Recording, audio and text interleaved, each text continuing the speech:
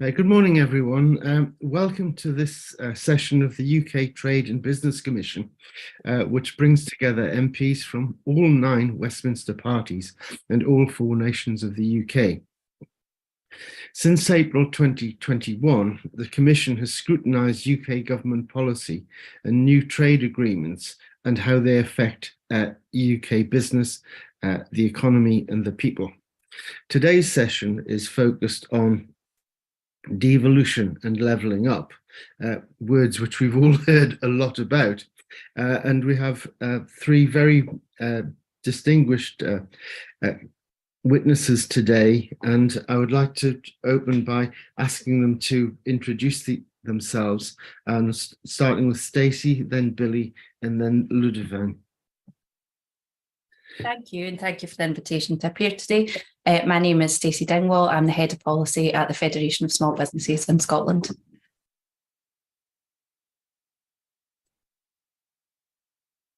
Hi everyone, I'm Billy Melwood, so you don't have to pronounce that properly. It's Arousal will be fine. And I'm a senior lecturer here at the School of Law at Queen's University Belfast and a researcher for the Centre for Inclusive Trade Policy.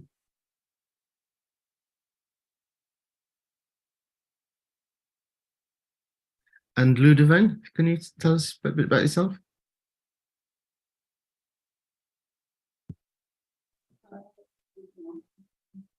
I think Ludovine's having problems unmuting the link.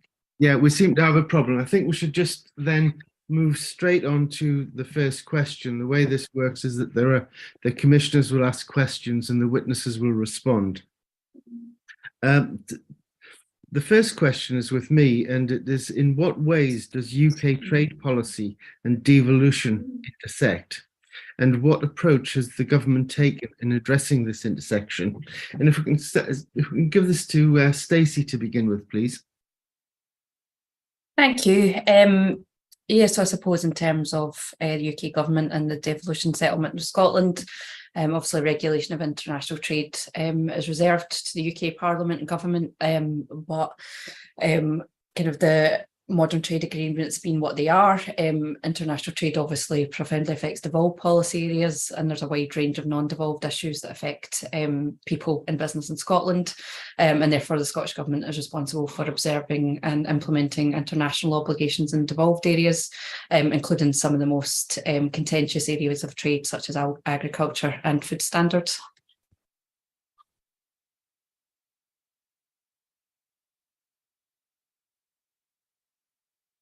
Oh, sorry, Charles, I think you're on mute. Sorry, Billy, do you want to come in on this? Yeah, sure.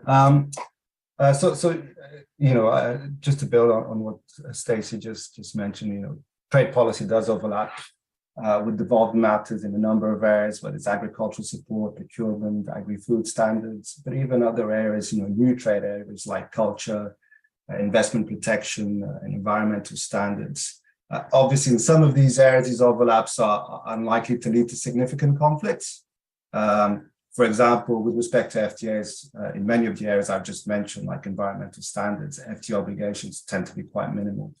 But in other areas like agricultural support and procurement, the overlap might lead to regulatory reforms at the devolved level. So, for example, procurement is a good example of that. In terms of how the UK has tried to address these issues, it's established a number of processes, a number of legal instruments that are intended to address these intersections. It's established institutional structures through which central government and devolved authorities can cooperate and coordinate their actions.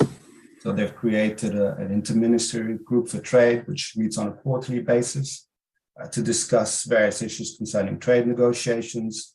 They've recently developed a concordat on WTO agreement for the WTO agreement on agriculture, which is focused on agricultural subsidies, so agricultural support.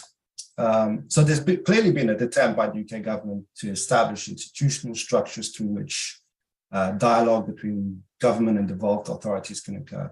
Although there is a question as to whether these structures have been effective in practice, and we can get into that a bit later on if it's of interest to the Commission. I would say, as someone who works in Northern Ireland, it's important to mention that in relation to Northern Ireland specifically, there is an additional dimension, which is the Northern Ireland Protocol. And there are a number of areas where UK trade policy and law may come into conflict with obligations derived from the protocol. And again, I'm more than happy to discuss these areas in more detail if it's of interest. So when it comes to Northern Ireland, it's important to remember there are two dimensions at play. You know, on the one hand, you have overlap between trade policy and devolved matters, and on the other hand, we have overlaps between trade policy and the protocol, which essentially covers the entire area of trade and goods regulation. Thank you. I see that Ludovine has been able to join us, and I wonder if you could just tell us a little about yourself and perhaps then pick up on this question about the intersection of trade policy and devolution. Apologies, I had to switch laptops.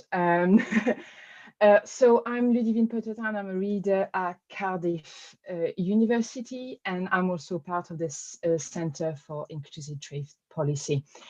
But today I'm representing the Trade Justice Wales, which is a network of civil society stakeholders. And this is coordinated between Fair Trade Wales and a team of us at Cardiff University's Wales Governance Centre. And I've heard what the two previous speakers have said, and I completely agree with what they have said in terms of the crossover between trade policies and devolution.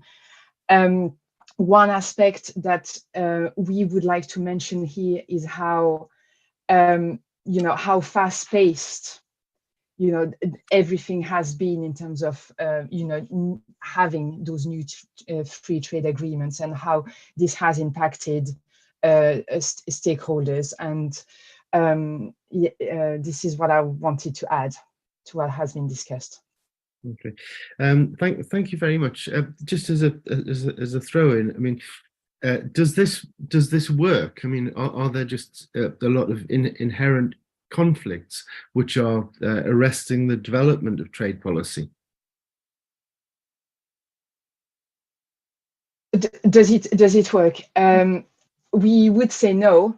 It hasn't really worked because it feels very much like, the issue really is that the government's approach doesn't guarantee enough procedures that you would expect for the devolved to input meaningfully into the decision-making process for trade policy and trade agreements more generally. So often it feels like the devolveds are being, contacted, including stakeholders, after a specific trade agreement has been finalized.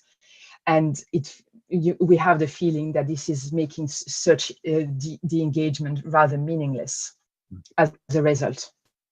Thank you. I think that sets the scene well. Can I pass the next question on to Stephen Kinsella? Stephen, can you come in? Yeah, of course. And thank you, Charles, and thank you to our witnesses as well. I mean, obviously there's been, we read a lot about the benefits to the UK as a whole of the fair trading agreements, but reflecting on the answers we just heard, what I wondered was, would you say that the fair trade agreements that have been concluded have really taken sufficient account of devolved interests? I mean, we heard, I think, a little bit about the structures and processes, but they're in place really to deal with the consequences of the agreements. But where it was clear at the outset that those FTAs were going to contain clauses that clearly touched on devolved matters, how would you say the particular needs of the devolved nations were reflected in the negotiations? I mean, when the UK went into the negotiating chamber, was it really taking account at that time of the specific needs of the devolved nations or not? And maybe start with Stacey and then Billy and Ludivine. Thank you, Stephen. I suppose I don't work for the Scottish Government, so I can't speak on behalf of them, but I am aware that a number of letters have been sent from ministers in Scotland to the UK Government, particularly with regards to the New Zealand and Australia FTAs. And, all of these letters have noted the Scottish Government's concerns about some of the agreements and how it would be damaging to, for instance, with the New Zealand agreement, there was concerns around what it would mean for Scottish farming, as it would allow for much higher quantities of produce to come into the UK tariff-free, which the Scottish Government believe will create a lack of level playing field between Scottish and New Zealand farmers. And in that letter, they noticed that this had been raised in previous correspondence before the deal was agreed. So this letter was sent after it was agreed, but obviously it hadn't been acknowledged at that time. Aware that the Cabinet Secretary for Rural Affairs, Marie Goujon, had written in November 22 to DEFRA, highlighting comments from one of the previous DEFRA secretaries about issues with the Australian FTA. And this letter kind of outlines her frustration that points raised by Scottish Government during negotiations have not been taken on board, and the failure to do so has resulted in a lack of protection for domestic producers within these agreements. Another thing which is of considerable importance for Scotland is geographical indications, as they protect the provenance of world-renowned products such as Scotch beef, Scottish farmed salmon. Unfortunately, the UK government didn't secure recognition of agri-food GIs in its agreement with New Zealand. However, we know that the EU has now succeeded in gaining recognition of its agri-food GIs in its FTA. So clearly, the Scottish Government have been clear that there is concerns that their concerns and those of small businesses, other businesses in Scotland, are not being recognised within these FTAs. Thank you, Billy. Can we ask you to comment on this?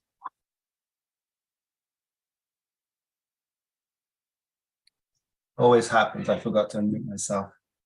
So I think what's important here is to distinguish between the process and the outcome of the negotiations. Because in terms of the process, the recent feedback we get from devolved authorities has actually been quite positive, at least with respect to FTA commitments that relate to devolved matters. So devolved authorities have, and that's both the Scotland government and the Welsh government, and even in Northern Ireland with civil service, they've indicated that they've been in regular contact with central government authorities, whether it be DIT or DEFRA, in order to represent their interests and hear progress updates. And they've also had access to draft texts of chapters in devolved areas. So these draft text chapters have been shared with devolved authorities throughout the negotiations. And there has been an opportunity to discuss these texts in the context of the ministerial forum or at the bilateral civil service level. So the feedback here is generally quite positive, although it is worth noting that devolved authorities, obviously they're not present in the negotiations, and they were not consulted on the outcome of the negotiations themselves. The feedback, unfortunately, is not so positive when it comes to areas that are reserved matters. So here, devolved authorities have been hugely critical of the UK government's approach. Stacey mentioned all these issues, so I won't go over them again, but quite clearly there have been a lot of complaints concerning issues on market access in the agricultural sector, right, which are of huge economic importance for devolved regions. And all the devolved authorities have said that they had no access to the text until after the negotiation was finalized, that they weren't given any explanation as to the rationale for the UK's negotiating position. And that any engagement in these areas has been extremely limited. So there's a clear issue there. I don't know if you want me to get into the protocol. Let us take it from that there's some disconnect between the people who are controlling the devolved matters and the willingness of the people who are dealing with the more local matters, who as you presented are getting on with the task. But I would like to just ask Ludovine to come in and comment on this, please. I would agree with what was said, but in particular, what we have in Wales is the Well-being of Future Generations Act, which aims for us to have policy goals, and again, this isn't reflected into what is being decided, whether we look at the Australian deal or the TPP that where we've seen this week in the news with the palm oil issues and in Malaysia and potential deforestation. It doesn't fit with the well-being goals that we have here in Wales in terms of a healthier Wales, greener Wales, etc. And here there is a gap between what we are aiming to do and the goals we have, and how there is a lack of UK overall strategy in terms of, what policy does the UK government have when it comes to trade? What are the long-term goals or even medium-term goals? We don't know, and this gives quite a big gap in terms of what it is that is we want to achieve as a whole country. And I think this creates a disconnect in terms of what we want, and in terms of goals, and what the UK government wants, or maybe they don't know what they really want, because what we see is how ad hoc those, the signature, the ratification of those trade agreements have been. Yeah, thank you. I think that raises important matters in relation to the pace at which things are being done, and the reactiveness, rather reactive to opportunity as much as anything else.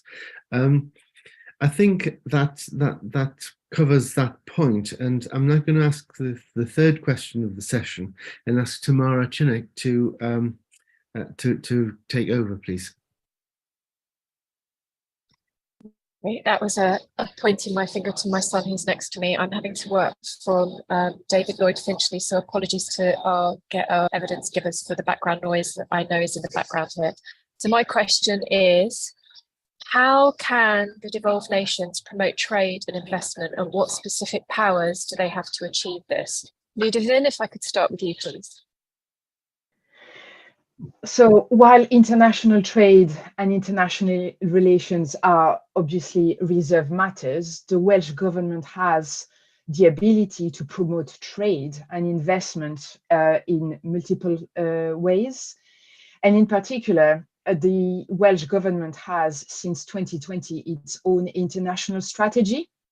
And within this specific strategy, there are certain priorities which include to increase Wales' trade presence in the EU, empowering Welsh organisations to access difficult to reach markets, grow exports, and so on. More specifically, Wales has 21 overseas offices, which enable those offices to kind of grow and promote trade and investment. And the Welsh government also has planned for the rest of the year another 7 trade missions. So it is quite active. And as a result also of this international trade strategy that the government has, there is also an export action plan for Wales that's from 2020, with again the aim to support Welsh exporters, whether they are existing or new to the trade. Ludovine, before I go to our other evidence givers, I just wanted to ask what your thoughts are. So at Fashion Roundtable, the organisation I run, we've done a lot of work looking at the Welsh wool industry. And part of that was actually predicated on the work that the Commission did looking at the Australia trade deal. So whilst it sounds fantastic that there are these trade deals being made by trade trips being made by the Welsh government, what are your thoughts on the reality for Welsh farmers and sheep farmers for their product in this market? As you said, it's a niche market. I mean, there is incredible willingness from the Welsh government to grow exports and to sell the Welsh brand. And I think it's all about, a lot of it is going to be about the branding and how we can say that we sell high quality products, with high animal and environmental standards. And this is one key aspect that the Welsh government is really working very hard on in order to help producers and exporters. Thank you, Ludovine. Stacey, if I could go to you with the original question, not the Welsh part of it. Thank you. I didn't have much to say on that one. Yes, I mean, very similar set up in Scotland as to what Ludovine has outlined in Wales. We have separate trade and export strategies. We have 3 enterprise agencies in Scotland, as well as a dedicated agency, Scottish Development International, SDI, which is the government's main vehicle for promoting investment into Scotland. And also we have yes, we've obviously just had a change in our minister's responsibilities, but we do still have a minister who has responsibility for trade in the Scottish Government as well. I mean, because we're a bit quick, I just wondered what your thoughts are for the Scottish farmers and the impacts that the Australia deal is going to have on, because obviously there is a huge market of Scottish sheep as well as Welsh sheep, and it's an export opportunity for the UK.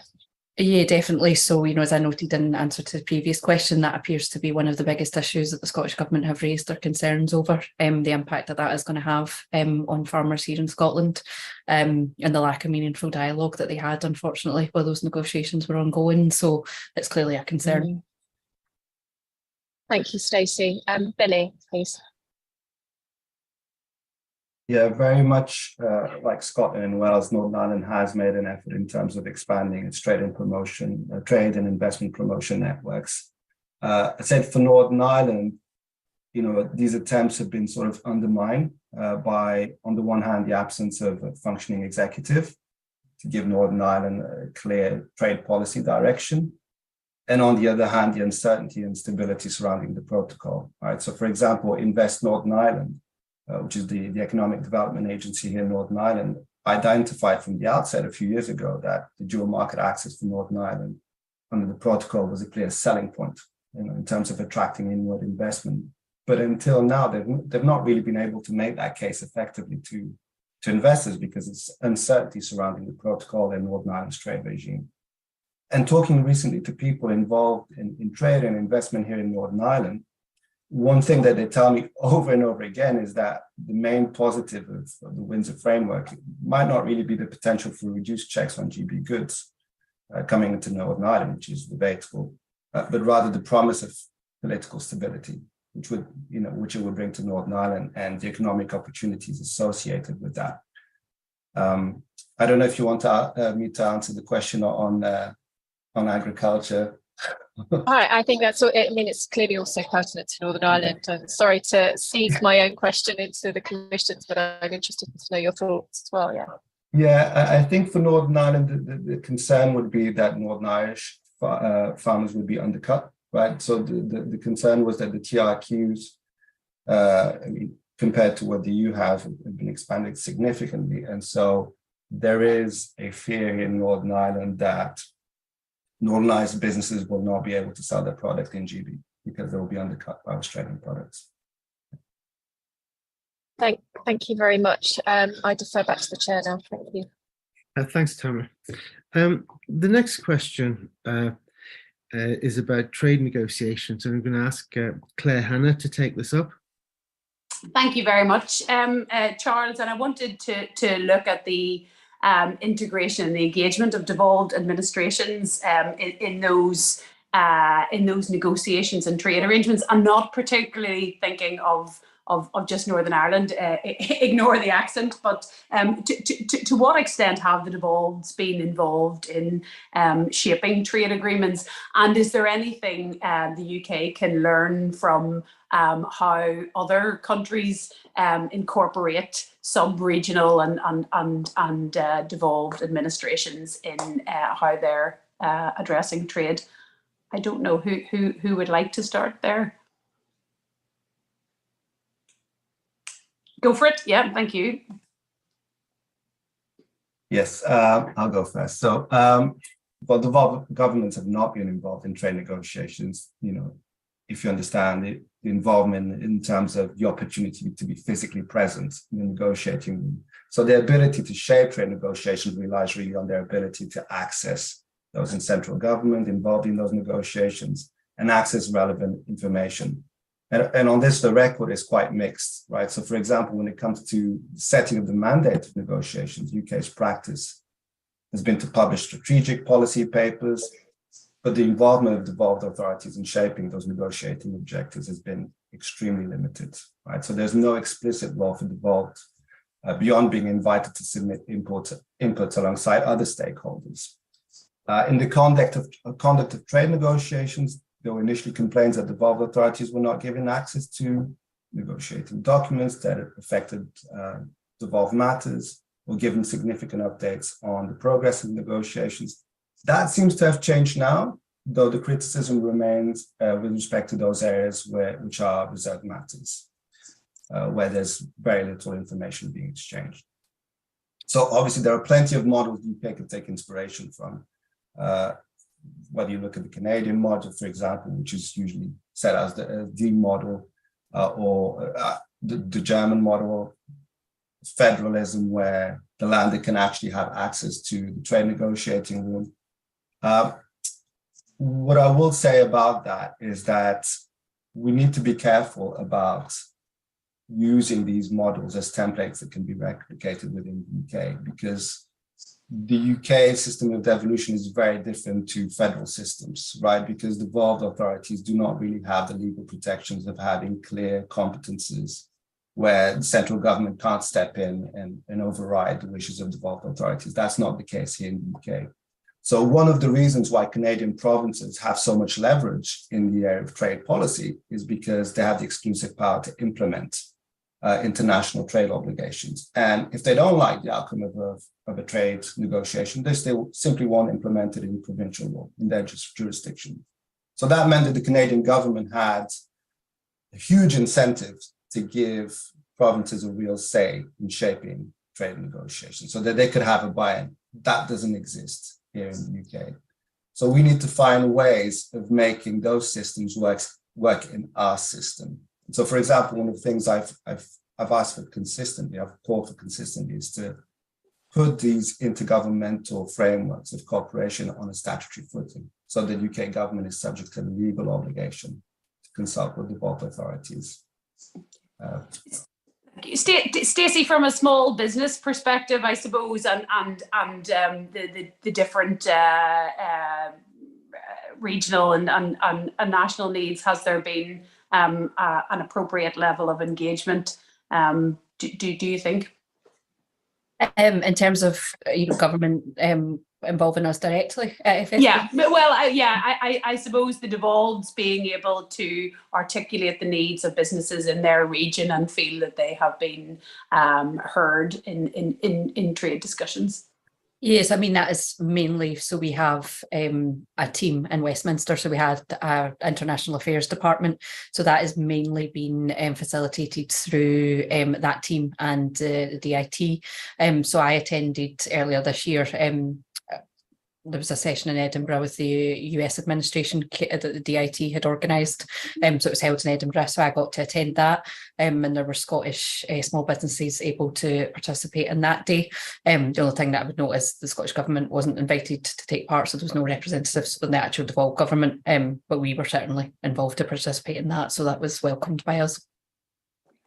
Ludovine, anything, I suppose, either from a Welsh perspective or more broadly to add?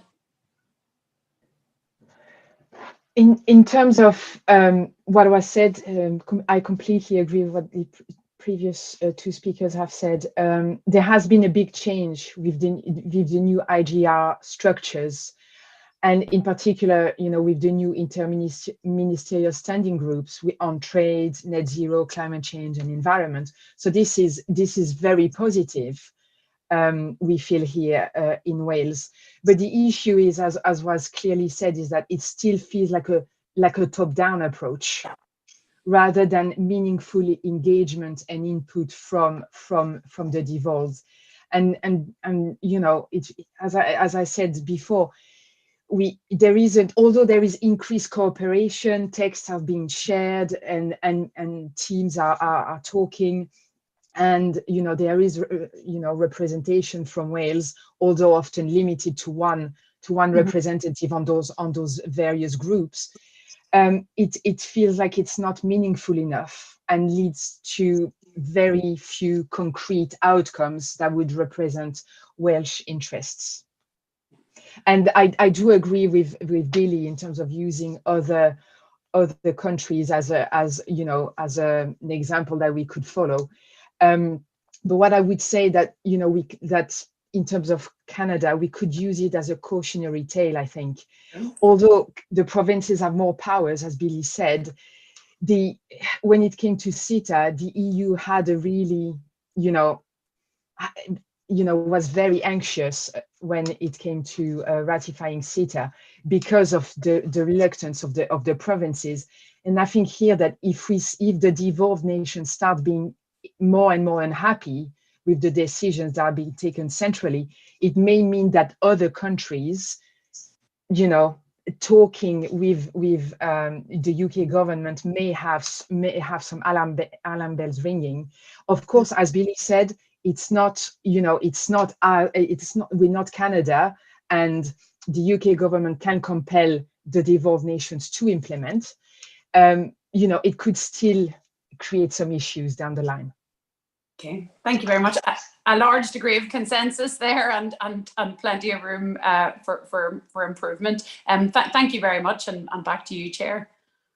Thank you. I think that's shown us how different legal structures impact on these negotiations, and the difference between the federal and the devolved was actually clearly drawn. Thank you very much. We move on to the fifth question, which is again with Tamara, and please, over to you, Tamara. In devolved regions, how do stakeholders allocate their trade policy efforts between the devolved and national governments?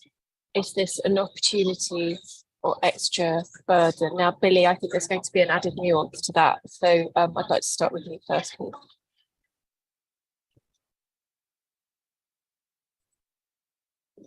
Yes, can you hear me? So I think I'm not sure to what extent the other speakers will agree with me on this. And actually, I will defer to them because I think that they know a lot more about stakeholder engagement than I do. So in my work, generally speaking, I think given the UK's trade policy framework is very much in its infancy, I think the UK has actually done a decent job of establishing structures that allow stakeholders to influence trade policy. So there's and we're talking about it from an institutional perspective, and also comparative compared to what other countries are doing. So there is engagement in the pre-negotiation phases, but also throughout the process, which is quite important, including in implementation of trade agreements. So, for example, Queen's, my employer, we're a member of the Domestic Advisory Group set up by the Department of International Trade to monitor the implementation of trade and sustainable development chapters of its FTAs. And there's a real openness there from the IET to hear views and to hear constructive criticisms in terms of how these trade agreements are being implemented in practice. But, obviously, with respect to Northern Ireland, so much of the oxygen has been taken by the protocol. So much of the focus has been on the protocol rather than the UK's wider trade policy. And in that context, in the context of the protocol, actually, Northern Ireland stakeholders have had a considerable influence, right? Especially business and industry representatives. So if we see, for example, the proposals in the Windsor framework, many of them reflect demands made by businesses over the past 2 or 3 years. And also, we've seen the discussions concerning the perceived lack of democratic legitimacy surrounding the protocol, and that's played a part in amplifying the voice and influence of Northern Ireland stakeholders. So the challenge really for Northern Ireland here is, hopefully moving forward, post Windsor framework, whether that platform that they've gained, whether they can leverage that to amplify Northern Ireland's voice in the UK's wider trade policy framework. Unmute. Thank you, Billy. Stacey. Yes, obviously I can only speak on behalf of how we do things at FSB and our experience. So as I mentioned, we're lucky enough to have policy teams in each of the devolved nations as well as one in Westminster. And I'm aware that our international team at Westminster, as I said, with regards to the USA talks, for example, work very close with the IT, and there's a very open and ongoing dialogue with the team there. As I said, they've involved us in all of the kind of specific days that they've had allocated to talks in terms of the US mentioned that there was a day here in Edinburgh earlier in the year. So there was an opportunity for me to be involved because that was taking place in Scotland. So I would say that the relationship between DIT and our particular organisation has been an open one.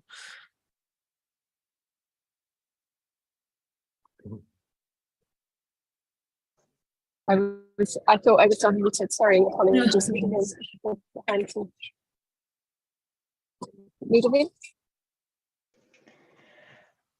So I would like to make a remark first in terms of thinking about stakeholders in Wales. So Wales is largely made of SMOs, so micro, small and medium organizations. And this impacts directly on, the approach of stakeholders to the policy and in the negotiations. And this is very challenging for the Welsh stakeholders to engage properly because of resource limitation, issues also around capacity and upskilling challenge. And this is something we have been looking at. Now, one of the issues when you think about, whether this is what it comes down to in terms of, the limitations of resources. There is a difficulty with duplication here. Do you talk to the devolved authorities or do you talk to the national authorities? Because the two are very, very different. If you talk to, let's say, Welsh government, then yes, they have a more open approach to trade, but they lack power. Or do you go to the UK government, who has the power, but then lacks transparency and input is rather meaningless? So here there is, it's a bit of an opportunity and a burden to have both devolved and national governments looking at trade policy from a resource perspective. And it can be quite burdensome and costly for organizations here, because they have to make a choice. They can't, attend very often. It can be 4 meetings looking at the Welsh Parliament, the Welsh government, the UK Parliament, and then the UK government. So we're talking about a considerable amount of time being spent when those organizations have very limited resources. So, it needs to change. This is what we gathered from the stakeholders here. I think that's a very interesting point, because what it raises is the fact that the resources in terms of the public affairs and policy making are predicated towards larger organisations, and I've definitely seen that as a direction of travel through Brexit and beyond, that the expectation is that you're going to feed in a lot of evidence all the time consistently, which takes up a lot of resources which are finite, particularly if you're dealing with micro and small businesses. That's a really valid point, Ludovic. Thank you for sharing your responses to the question. I'll defer back to the chair. Yeah, but it's interesting, this, because it seems that it's just how things have turned out, how the dice have fallen, rather than there being any design or any structure which enables, say, the changes which we've just had talked about come through. And does anybody have anything further to add on that? It's particularly the process of change in this, or how things evolved. No.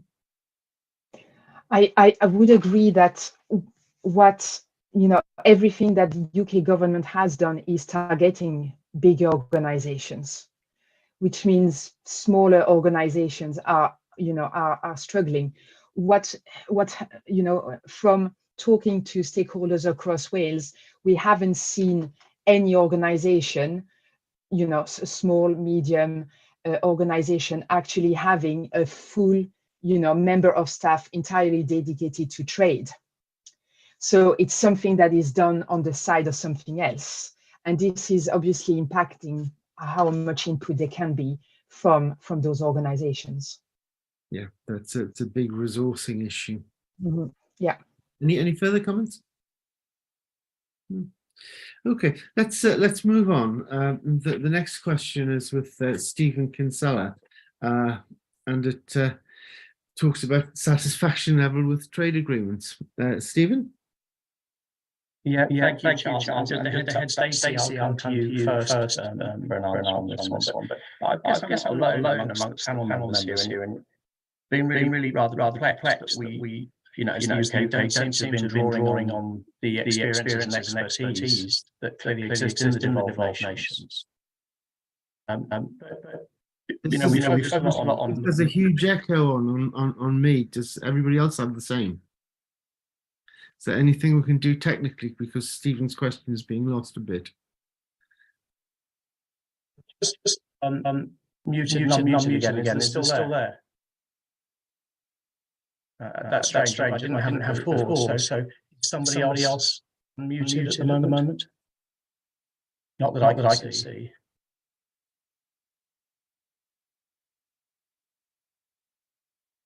Charles, is the problem still there?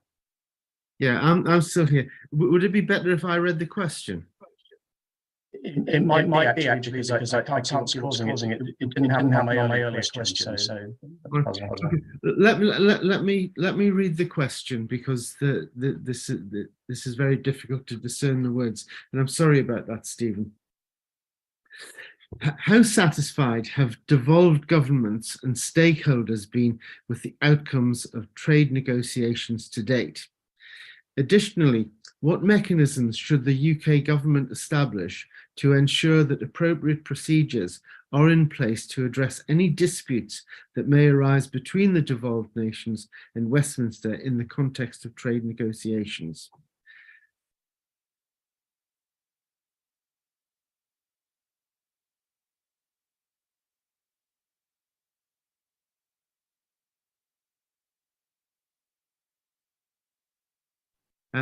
Could we take that to Billy first? Yeah, thank you. So there have been a few concerns that have been that keep coming up. I mean, it's still very early days in terms of the UK's trade policy and negotiation of trade agreements. So we'll probably have to wait until we see a few more trade agreements to get a full sense of the level of satisfaction, dissatisfaction of devolved authorities. But certainly, devolved have been fairly consistent in terms of voicing their concerns that FTAs do not adequately protect sensitive sectors in devolved regions, specifically the agricultural sector. So all have complained that the TRQs in, for example, the UK, Australia, and New Zealand FTAs represent a significant threat to the agricultural sector. So, for example, the beef quota in the UK, Australia FTA been set at 35,000 tons in the first year, which is almost 10 times, tenfold increase in Australia's pre-existing TRQ. Sheep meat quotas doubled Australia's access from the first year. So the major fear is that Australian beef and sheep products could undercut UK producers. And as I said before, for Northern Ireland, it would reduce its market share in GB, and GB is being its biggest market. So again, sorry, I'm going to bring it back to Northern Ireland. For Northern Ireland, there are additional concerns which are very important. There are fears that concerning how these FTAs will undermine UK internal markets by increasing barriers to trade between GB and Northern Ireland, right? So if Australian goods are coming into GB without paying any tariffs, these goods are likely to be subject to EU tariffs when they're being moved into Northern Ireland. So in effect, every time the UK signs a new FTA, especially with countries that do not have FTAs with the UK is knowingly increasing GB to Northern Ireland barriers to trade, right? And that will remain the case even if the Windsor Framework enters into force. Thirdly, there have also been criticisms leveled at UK's approach to impact assessments, right, which do not explicitly take into account the impacts arising from the protocol on Ireland, Northern Ireland, and regional impacts of FTAs. So I would say those are the main issues so far. Oh, in terms of resolving disputes, sorry, I forgot that. So the disputes occur at two levels. There's an intent to resolve those disputes amicably at the portfolio level, and if that doesn't work, then it's escalated to the JMC. I think the dispute resolution mechanism as it exists has plenty going for it, right? It's designed to provide space for discussion and amicable resolution. The criticisms that have been leveled at it are mostly targeted at the latter stages of the procedure, where the Joint Ministerial Committee, when it's in dispute resolution mode, is usually chaired by a UK government minister, even if the UK government is simultaneously party to the dispute, right? And that's a feature that seems completely at odds with normal dispute resolution practice, right? So a more fair and equitable system would be one where disputes are chaired by impartial and independent panel of arbitrators, which is not the case right now. Stephen, I understand that you're now back on, and I wonder if there's anything that you want to do to steer the direction of this questioning, or respond to Billy and questions that you want for the two remaining witnesses. Is the echo still here for you? No. No, okay, I don't know what that was then. Yeah, I suppose when I introduced, I'd started by saying that I was just a bit perplexed listening to the evidence so far, that we seem not to really be drawing on all the experience and expertise that exists in the devolved nations. And it's frankly puzzling to me that we haven't done that in the negotiations. But obviously this question was looking forward at them and was asking what mechanisms you might like to see established to try to deal with some of the problems, and focusing particularly on stakeholders, which is why I've been addressing it initially to Stacey. The other thing I would say at this session, I mean, normally at this point in the session, I'm being told by the chair to ask you to answer in about 30 seconds. Unusually, you've been so crisp and focused in your responses that we're actually ahead of time, so that there is scope here for you to be a little bit more expansive if you want to do so about, you know, what are the reasons that would explain the current levels of satisfaction or dissatisfaction, and can they be addressed institutionally? Is it an institutional problem? Is it about mechanisms, or is it about something much more fundamental that we have to grapple with? And I know that's a very big question, Stacey, but as this question particularly referenced stakeholders, and I think it is the interest of stakeholders more widely that we're interested in here. Maybe you'd like to go first. Yeah, certainly. Thank you, Stephen.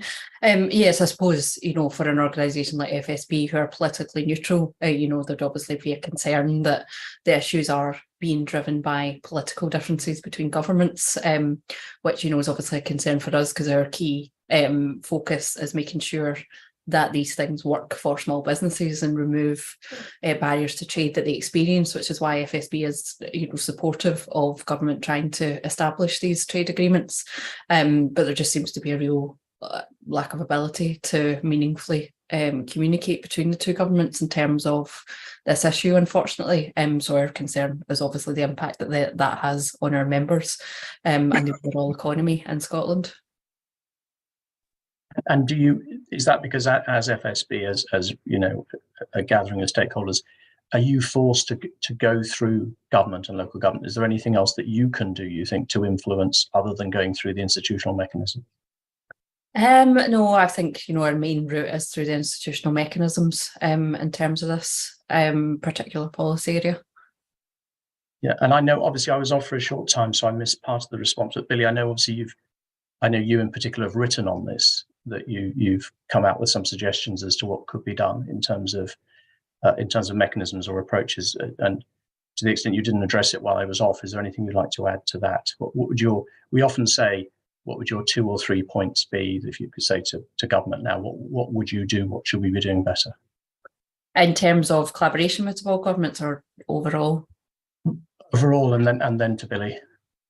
In terms of overall, yes, we have. So we recently published, for instance, a report on customs and how issues around that might be made better for small businesses. But I mean, a long-standing ask of FSB, you know, at a UK level as well as devolved, is just for meaningful consultation with stakeholders to make sure that all views are heard. We need negotiators to hear from businesses of all sizes in all parts of the UK, and for central government to communicate clearly with the devolved administrations about the process of negotiations. The second thing is that we've long asked for SMEs issues to be dealt with explicitly in FTAs. We have welcomed the UK government's commitment to including dedicated SME chapters or provisions within FTAs. Post-agreement, we also need further action to help businesses actually make use of these FTAs. Businesses don't always make full use of the preferential terms that are available to them, which is why support and awareness raising initiatives are really important and need to be tailored according to the needs of local audiences. And And finally, I would just say that the devolved administrations deliver export support, which is in addition to central government initiatives, and we really need government to work closely with experts, export support, which is delivered by the devolved administrations, to make sure that this content is delivered as tailored to local audiences, particularly, you know, when it comes to, as I mentioned previously, region or nation specific agri-food products, for example.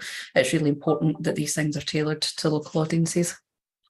Yeah. I wonder if we could ask Ludovine about satisfaction levels in Wales in particular.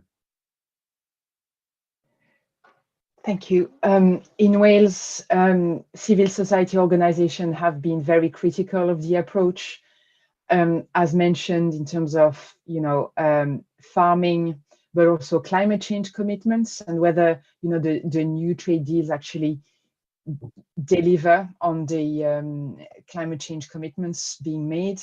Another important aspect that I believe hasn't been mentioned is ISDS, and how this could impact the UK as a whole. In terms of mechanisms, what organizations would like to see is more of, you know, of the front loading, so to avoid further issues down the line.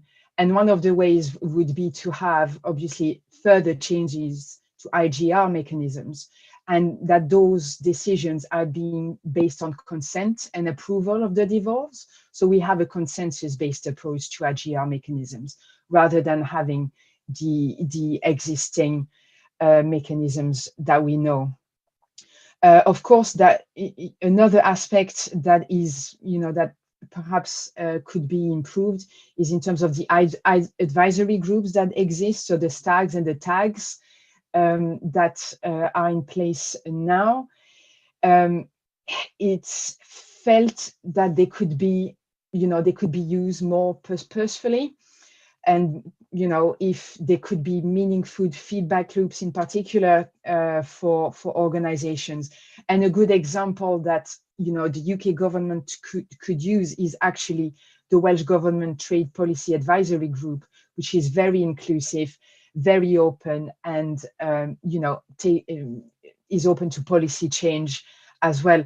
One last point is in relation to the Memorandum of Understanding on devolution, the Concordat on international relations. These kind of need to be looked at, because they were agreed when the UK obviously was a member of the EU. The UK didn't have powers to have its own trade policies. And of course, now we have, it's a different, completely different context that we have. And what the organizations want is a substantive policy input being placed into future memoranda or concordats.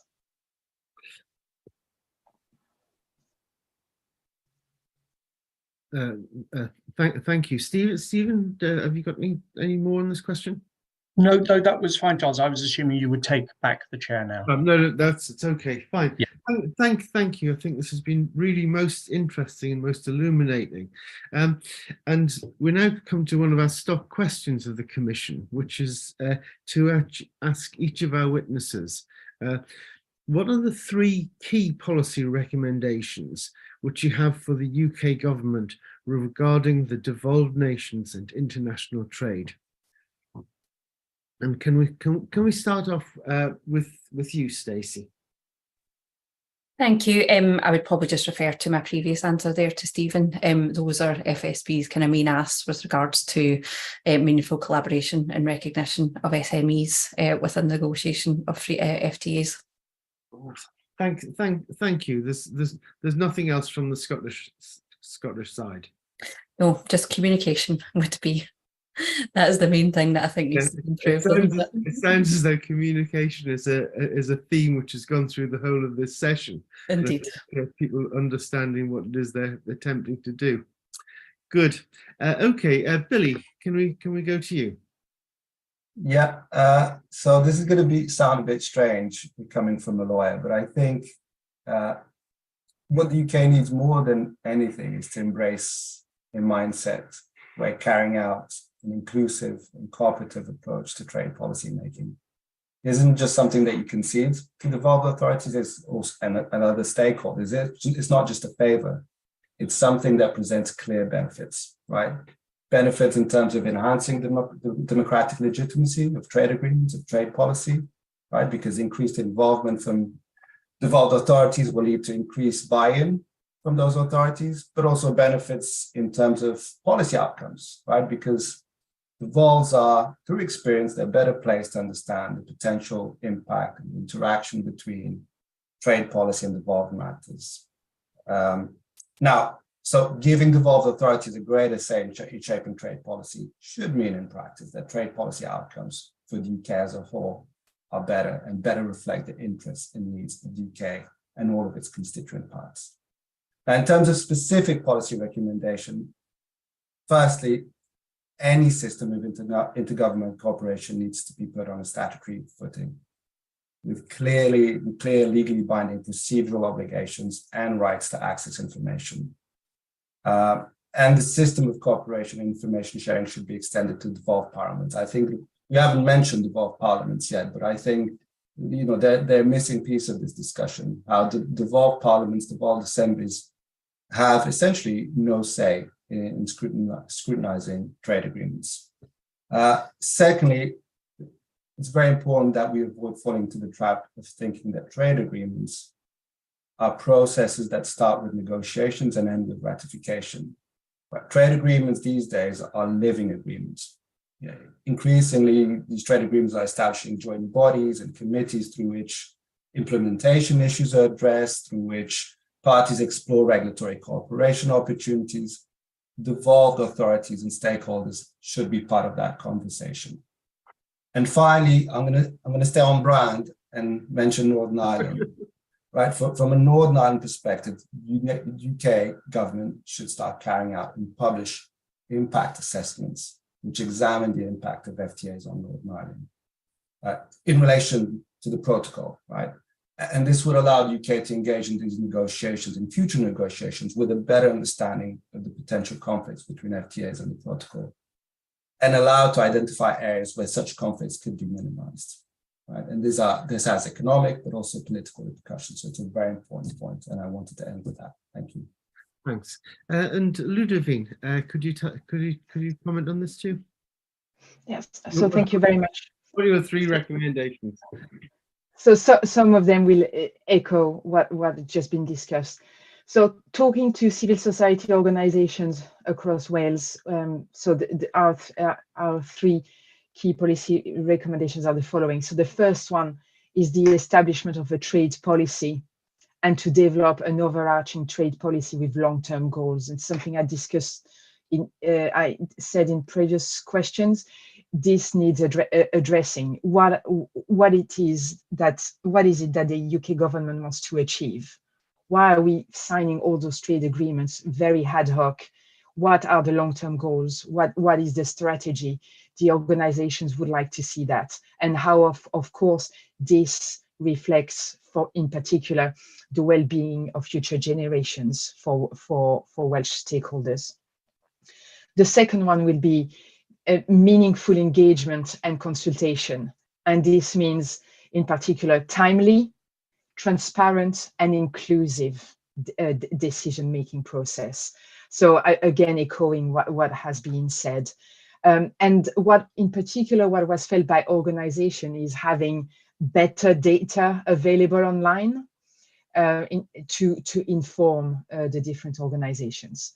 And the third one is to have a holistic approach towards, first, the analysis, but also second, the impact of trade agreements, so that we actually take into account the environmental and social dimensions of trade, and in particular thinking about health, labor, and human rights. And this is something that the organizations really would like to see, going back to impact assessments, as Billy mentioned, but slightly different one here. Thank you very much. I think this has been a really excellent session. We've uncovered a lot of issues which the Commission will take and report on. I want to just, in the last couple of seconds, is there anything else that any of the witnesses would like us to carry away from this session? No. Well, with that, I'd actually like to thank our witnesses very much. Thank you for being so clear, so precise in your answers, and I'm sure we all look forward to meeting you again. Thank you. Thank you. Thank you. Thank you. Bye. Bye.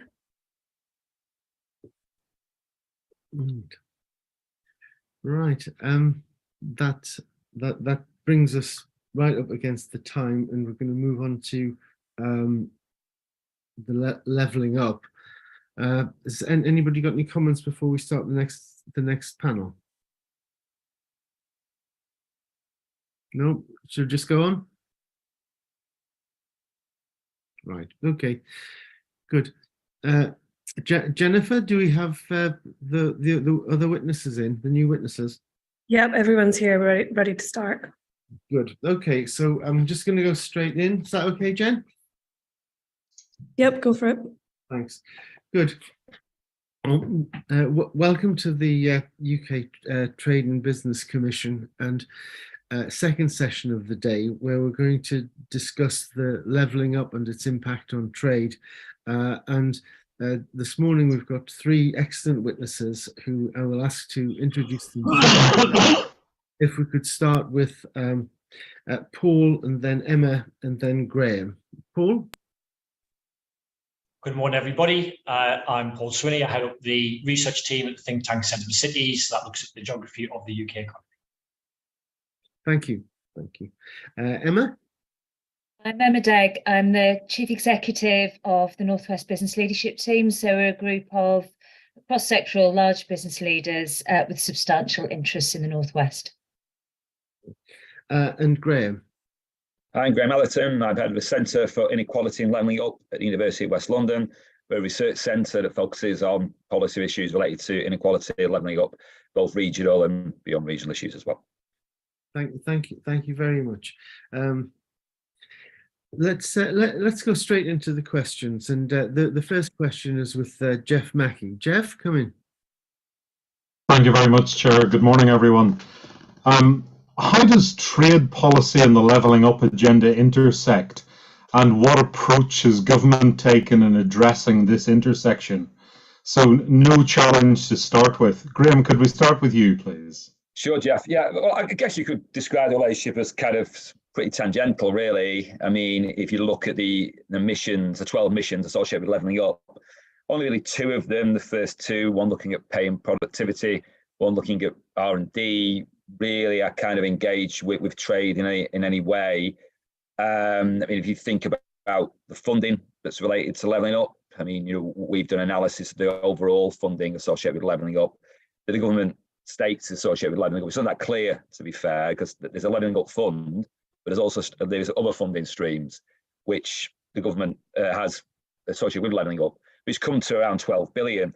Of that 12 billion, you've probably got about a small amount around it's not related to free ports, but it relates to around 300 million out of 12 billion, and most of the rest of it is related to really domestic related issues. So you haven't got that close connection. And the third final issue is that there hasn't been really that infrastructure developed to support levelling up from the government's point of view. There was in the white paper the suggestion there would be a series of advisory groups involving stakeholders from the private sector, civil society, etc., to engage and move levelling up forward. And where, of course, that would be an opportunity, perhaps, to engage with issues related to trade. However, that hasn't transpired as of yet. So my view from our analysis is that it hasn't been a close relationship, or tangential one, if they're best at the moment. Thanks very much, Graham. Emma, with the Northwest filter on it, is the intersection any better from your perspective? Is it moving? Always good to answer questions from you, Jeff, given you know more about the Northwest than I do. But anyway, here we go. So the first thing I'd say, and it's not a criticism of the Commission, but it applies to everything really. The Northwest's exports are worth more than any devolved nation.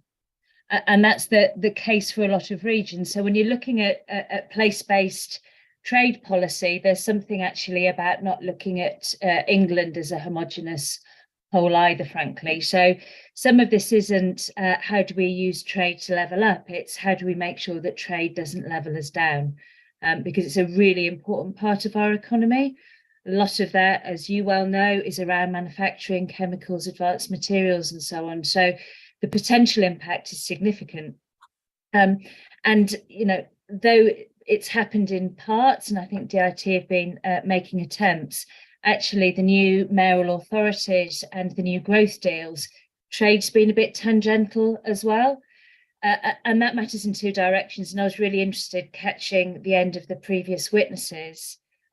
Without those discussions and embedded relationships, trade policy is not being influenced properly by what's actually happening on the ground and where the opportunities are. And without the right capacity on the ground, actually businesses can't be supported in what's a much more complex environment. So if you look at the levelling up funds, as Paul just said, they're there, but the capacity isn't. And DIT have moved their trade advisors back into the centre and out of places. So there's a big capacity issue happening at the moment. Thanks very much, Emma. Paul, would you like to pick up some of the threads in that one regarding the intersection between levelling up and trade, please? Yeah, I mean, I maybe have a slightly different view to the two participants in that I don't think we should expect that there are very strong parallels or interlinkages between the two. I think if the UK is going to go out and strike trade deals, some of those will have a geography to their impact, but we should be thinking about what relationships does the UK economy need in order to allow companies from across the country to access the markets that they need to access. What levelling up should be trying to do instead, I think, is thinking about why aren't there enough companies who will trade abroad in certain parts of the country, and how do we go about trying to change that? Now, that isn't necessarily about trading relationships, although clearly having good trading relationships with different parts of the world will help, facilitate that. But it's more about what are the barriers that are stopping these exporting companies not going to parts of the northwest, or parts of the northeast, or parts of Scotland in the way that they do clearly go and locate in parts of the greater southeast. And so it's a slightly different challenge about how to get those companies there in the first place, as opposed to then what is the relationship with the rest of the world. That I think levelling up should be trying to focus on. The white paper sort of hints toward that, but clearly we haven't had a great deal of progress since then to actually see that turn into action. That's a really helpful start. Thank you very much. Chair, back to you, please. Thanks very much, Jeff. I'm now going to turn to Alan Winters, who's got the next two questions. Alan, I'll just ask you to take it up from here. Yeah, thank you very much, Charles, and thanks to the witnesses for coming. I mean, I guess I'm continuing in a sense along the same theme as Jeff introduced. But do you think the government takes sort of adequate notice of regional issues and inequalities when it is thinking about its trade policy, developing policies? And if not, I mean, what suggestions would you like to make? Emma, why don't we start with you? And I'm sorry really to echo some of that previous question. So the Northern Powerhouse partnership, working with the mayoral authorities and the 11 former LEPs for the North, developed trade policy, developed what we were looking for out of trade policy, identified the key areas where we thought that there were going to be opportunities and where actually places could work together. And to come back to Paul's point, if I may, place does matter in this, actually, in terms of building the sort of scale you need to be able to put a proposition to investors. And without that intelligence and joining up, that's not going to happen. And at the moment, there simply isn't enough discussion going on. And that does come down to what's available on the ground to identify that. And there was a lot more. We see ERDF coming to an end, and that is really having a damaging impact on business support, on business engagement, not just in terms of public sector structures, but our universities as well. So in some respects, government can identify what's required, but without that knitting together, it's not actually no business is going to be able to take opportunity of that. Okay, thank you. Paul. So, mate, this is going to come across as being a little bit flippant, but it's not. Our view is that if the government really did think about that, we wouldn't have left the single market. I think that's felt in many chairs here, but carry on. So, yes. So, if you want to take that very broad level, the answer is no. I mean, I think it comes back to, though, it is well, firstly, what are we talking about in terms of trade policy? I think maybe we're a little bit cross purposes in terms of the three contributions so far. My view is that we are talking about trading relationships we have with other countries. That's different to investment into the UK and related but different, and it's probably different to some degree around business support, etc. And that's how I'm framing this anyway. I mean, beyond that, so hold that in your minds. Beyond the point about the European single market, I don't think there has been any particular reflection of UK government about how this might play out across the country when they've gone to strike deals with different parts of the world. Some of that maybe they should think about, if there are particular parts, particularly say around auto manufacture, where there are going to be some very specific implications, and not having a deal that is maybe something they should reflect on. But I do think more generally, this is a position about what is good for the UK economy, and then therefore what the types of deals we should be striking, which will involve geography in part, but I don't think that should be the driving factor. I think the bigger issue here is about why we're not having exporting companies in certain parts of exporting companies, yes, in certain parts of the country. What does that then mean from a levelling up policy or whatever it is that the government wants to put on a label on that point about trying to improve certain parts of the country? And that's a sort of related but separate question. It feels to me that there are a number of parts of the country that haven't got those companies in place in sufficient numbers in the first place to access the benefits if we did strike deals with other parts of the world. And it's thinking about those things as two related but different elements. Okay, thanks very much. Graham. Yeah, I mean, I'd agree with Paul. I mean, Paul's, I think, alluding to it, it's the fact that obviously the broad infrastructural issues regarding what leads to economic growth in terms of that combination of skills and infrastructure and soft development as well is crucial. But I mean, I guess the original question, I mean, I suppose you'd have to answer, you have to look at the trade policies developed so far and at the moment, and the extent to which within those trade policies there appears to be any reference to inequality or regional differences. And again, that appears to be some, but that there's room for further development. I mean, look at the CPTPP accession negotiations are beginning at the moment into the Indo-Pacific and Canada, Mexico region. Obviously, that's in a moment we're undergoing some discussions about becoming part of that trading area. And you see there in that paper, there's some references to regional inequality impacts across the country by region, not just by devolved nation. So there's an indication there that there's a kind of feeling that there is a regional dimension to trade in that negotiation. The question is that enough? The question is, should there be a greater element of concern, data-led input into such a trade agreement? And going forward, should that be the case? Would argue that there should be. And there needs to be evidence of that being undertaken, which at the moment there's something there, but there appears to be more, because of course there is now data available. It looks at trade differences and imports and exports and actually particular sectoral trade flow by below regional level down to ILT4 level at 40 and even lower than that. So we've got some of the data now. I mean, one of the questions before, do we have the data that allows us to start formulating these agreements and thinking about implications of policy? We do have some of that now, even though it's quite experimental. So there's opportunities for greater engagement if we took that forth. Okay, thanks. Look, if I may, I'd like to sort of specialise the question a little bit and then sort of come round again. I mean, so imagine the government's listened hard to you and it says, yeah, we understand. Look, we've got to build infrastructure, we've got to build education, and we need to set up conditions in which firms will establish over a broader geography in the UK. But, get real, it's 10 years, it's 15 years.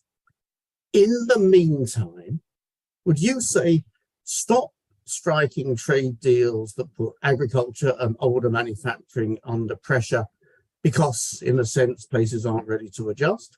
Or would you say, no, carry on doing that? That's the sort of, as Mrs. Thatcher would have said, that's the incentive actually to get these new things established. So in a sense, so imagine the long term is basically taken care of. Would you say just be very careful over the short term with trade agreements and other bits of trade policy? Let me go around again, but so let's go in the same order. Emma. Absolutely.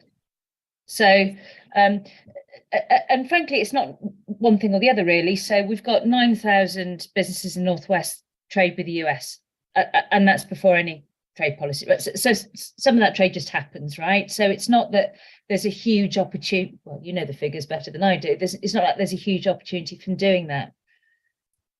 Again, coming back to the question, if the question is, can you use it to level up? That's actually about making economic advantage from doing so. And one of our problems up here is low rates of productivity.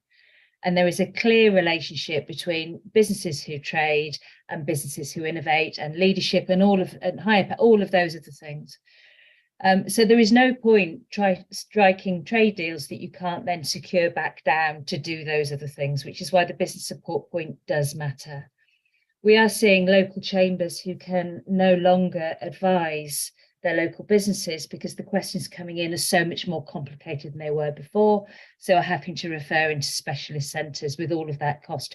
So we're losing ground actually. And there are a number of businesses, again, you will have taken evidence on this, who are just saying, actually, this is too hard and we don't want to do it. So actually moving backwards. So some of this is completely agree with you, secure the position, stop looking for bright, shiny, and let's look in a sensible way at how we can build a trading infrastructure. And that is going to involve, I think, the Metro mayors, certainly the new devolved structures to be able to do this properly rather than just talk about it. So I don't know if that answered the question, but I agree. Yes, it does. I mean, it's a very complicated issue. I mean, it'll take us a lifetime to sort it. But yes, thank you. Paul. I think we should be doing that assessment to understand the impact and whether actually it is concentrated in certain parts of the country or not. There is then a secondary question about whether we still feel that is sensible economic policy to go ahead. I don't think we shouldn't be doing these sorts of things because it's perceived to go against levelling up. And, if it was to take the Thatcher style approach, which is, no, this is the old and needs to be flushed out and we need to bring in the new, if that's the policy that the government of the day wants to go ahead with and can argue that, well, let's put this another way. That is maybe something that sits on the other side of the argument that we need to balance up against, well, what impact will it have in certain parts of the country? I think ultimately, protecting certain parts of the country, and I know you're not saying this because you were taught short term, but if we continue to protect certain parts of the country from wider economic forces so they don't adjust, it will ultimately mean that adjustment when it does come along is much harder when it comes along. And you could argue that happened through the 60s and 70s into the 80s as well. So it is that balance. We can't say we're not going to do this simply because it doesn't go against some sort of levelling up objectives. But we should be doing an assessment so we feel we are making a measured approach as to why we're doing what we're doing rather than not making the assessment at all. Okay, thank you. Great. Yeah, I agree. That's been a measured approach. I mean, I think the issue is we've all got back to levelling up overall. I mean, we've seen this a little bit. I think with the government's approach to levelling up is that there's set a series of medium-term missions which. You might think would be different missions, but nobody would dispute the validity of those that are there. But at the same time, not paying attention to what's happening at the moment, i.e. the cost of living crisis, the fact that there's no anti-poverty strategy, and the short-term problems people face on a day-to-day basis, which makes longer-term achievement of goals related to levelling up literally impossible. You've got a similar parallel here as well. Unless you're careful, then whatever goals you want to put in place to take forth new areas of trade, which could lead to greater productivity, better gains, etc. Unless you're mindful of the disruption caused regarding short-term change, you can't take advantage of that because you lack your skills base. You cause short-term economic issues, not just political issues as well, which can then lead to policy change as well, because you've left certain communities or others bereft of any form of a future, left as an adaptation, unless a structured way for those communities to adjust. Because again, levelling up, we're talking regional terms here, but levelling up's not really regional terms, it's community terms. You know, you're not talking about the Northwest being poor, London being rich. It doesn't really mean that much, because there are parts of London exceptionally poor, parts of the Northwest that are very well off. So when you're really talking about these issues of region, you're talking about much smaller levels of place than sometimes we generally get into. That's an issue for trade as well, because we talk about trade and talk about capacity and talk about how we negotiate and develop policies for trade which address inequality, etc., and levelling up. We talk about things at a sort of macro level when actually things are very, very much reality at a micro level where inequality is concerned. Okay, thanks. I mean, I think we're hearing a sort of a variety of views in here. Let me move on to formally, I guess, my second question, but again, it's all part of the same story. Again, I think, let's assume, let's just pretend, the story is sort of sorted out for 15 years from now. The question is getting from here to there.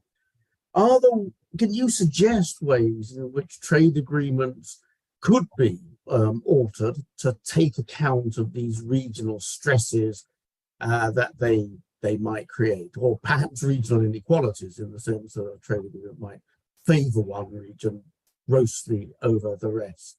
So, in a sense, going back to saying, here we are with this set of inequalities, we think eventually we're going to get around them, but in the meantime, what would you suggest so far as sort of actual things within trade policy, no-go areas to stress? Paul, why don't I start with you? It's a very interesting question.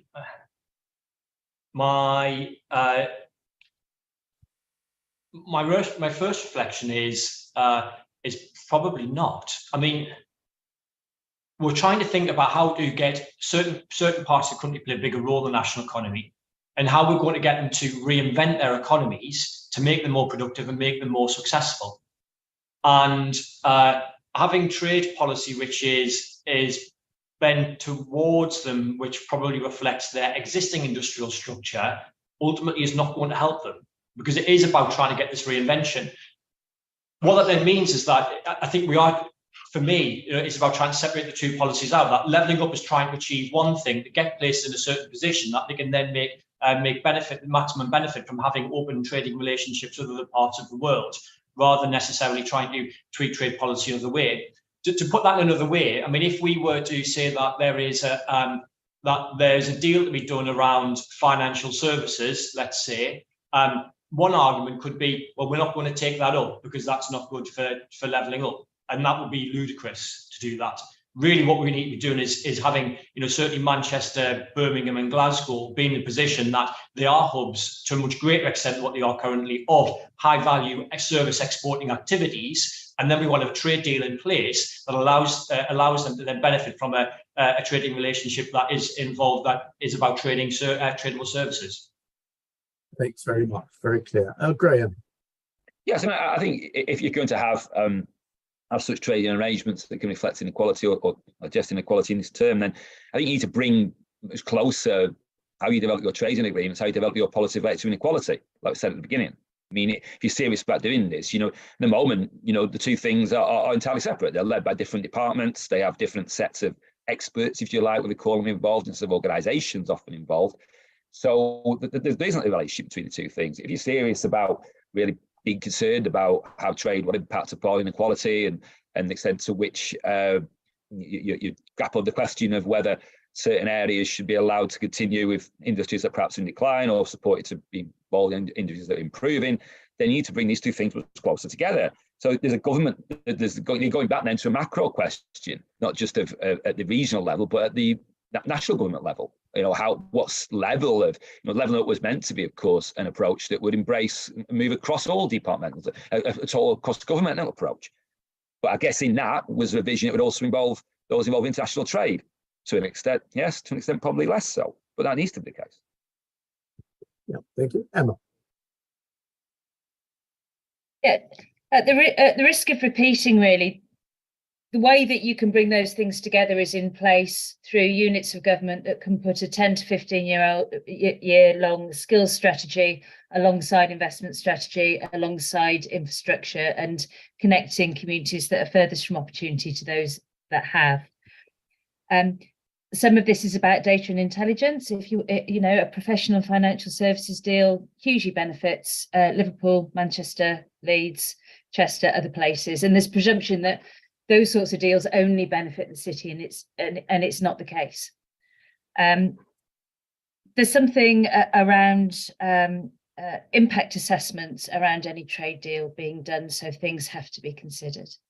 So if you look, for example, at freedom of movement, it's costing us huge opportunities at the moment because the pool of skilled people prepared to come is much lower. Actually, salaries are lower outside London. So if you set bars and barriers at a certain level that's appropriate for London and the South East, they're not for the North. And at the moment, those things don't have to be considered as part of any sort of government policy. I sit on the UK 2070 Commission, and one of the things we have looked at is, could you actually, in the same way as you have environmental impact assessments across policy, or equality impact assessments across policy, can you actually have levelling up or place-based impact assessments across everything? And in that way, those things have at least to be considered. And before deals are signed or done, ministers and the civil service need to be aware of what that impact is going to be. So it'll never happen, but it would be a nice thing to do. Look, thank you very much. It's a magnificently complicated problem, which is what the academics like me love. But yeah, it's really interesting set of answers. Thank you very much. Back to Charles. Yeah, thanks, Alan. The next question is maybe it's a bit about picking winners, but it goes to Jeff Mackey to ask about specific sectors. Jeff?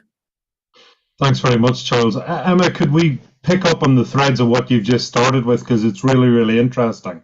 I mean, given some of the work you've been involved with, and indeed in the Northwest, are there any specific sectors the UK government should focus on for inward investment to help with this agenda? And just picking up your last throwaway remark, any suggestion as to policy changes we should consider? Three-gin answer, Jeff, isn't it? So first of all, I think there is always a danger of a presumption, again, I apologise if you're not close to place or a sector, that we have sunrise sectors, sunset sectors, and that you pick the new shiny. So tech, finance, net zero, all of those things is really easy to get a hearing for. We have just been through a period as a country where we surely know that actually some of our foundation industries, chemicals and so on, are actually really important to the long-term health of our economy, and where we have some real opportunities in terms of globally competitive technologies, I'd suggest. So from advanced materials through to actually glass making, really important. We nearly got ourselves into a complete state during COVID because of a lack of glass production. And we see some of our most interesting companies who are increasing their trading opportunities and actually seeing foreign investment coming in from those sectors. But I just don't think there's a way of doing that through a national lens. I also really worry about every place saying that, going for the same sectors, and it's never that obvious. It's always subsets of. So I would suggest that what we need is a national industrial strategy that is built from the bottom up, that is informed by regional data, by regional economic growth and trade policy, and where government doesn't, of any shade, by the way, because they're always all guilty of it, doesn't choose to pick winners for places, but builds it the other way around. But again, I would do that place-based assessment, Jeff, because particularly in terms of skills, that's what's causing us real problems at the moment. Thanks, Emma. So really, to summarise, a plan would be nice.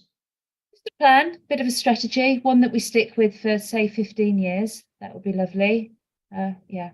What a thought. Paul, going back to the thought as of a plan, you've already made mention of different sectors, and Charles has mentioned choosing winners. Any comment to that? Is there specific sectors, from your opinion, we should focus on? Was that aimed at me? Sorry, Jeff. Yes, please. Yes, yeah. Great. Just to clarify, so you're talking about from an inward investment perspective now rather than a trade perspective? Yes, I'm talking about inward investment. Right, cool. I would say, I don't think it'll be the priority in terms of where I think the challenges are. So the question I think we should be asking ourselves is, why is it that high-skilled exporting businesses are not locating in certain parts of the country? And we then need to think about, okay, well, why do they locate where they do? So they principally go to the Great Southeast. Well, why is that? Well, the Great Southeast offers access to lots of high-skilled workers, first one.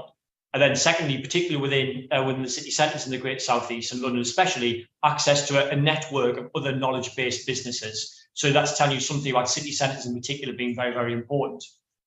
These companies self-select into going there despite the cost of doing so, because we also know that the rents are really high in those parts of the country, and yet they still do it. So there's something about paying for access that they're looking for.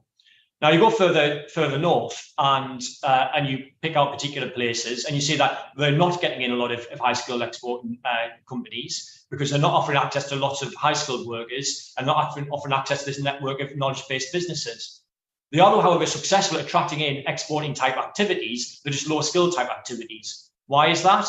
Because they offer access to lots of workers, particularly in their cities, but they're lower skilled, and they offer access to lots of cheap land. High skilled exporters will pay premium for land. Low skilled exporters won't because they don't get the benefit of it. And you then see this splitting out of economic activity across the country as a result of that. Now, this doesn't just happen between sectors. It doesn't just happen within sectors. It happens even within the same companies. So if we pick out Barclays, for example, and it allows me to pick on my hometown, which I don't ever like doing, but it is a really good example. Investment banking activities in Barclays are in Canary Wharf. Why? Access to high-skilled workers, access to a network of knowledge-based businesses despite the costs. The back office functions of Barclays, the call centre type activities, are in Sunderland and they're in Liverpool, because both those places offer access to a large number of low-skilled workers and offer cheap land. You're not going to do your call centre stuff in Canary Wharf because it's really expensive. You don't get that benefit. You don't benefit from the access that Canary Wharf gives you. So instead, you move that elsewhere in the country. What that then points to is that policy, levelling up or otherwise, should be focused on trying to change those benefits that different places are offering if we do want to pull in these sectors, irrespective of what sector they're going to be in. And that's where we should be. And clear as day, if we were sitting here 10 years ago and saying, well, okay, we need to have a sector-based policy, a sector-based approach to inward investment, what sectors would we choose? Would we be selecting the sectors out of the growth sectors of today?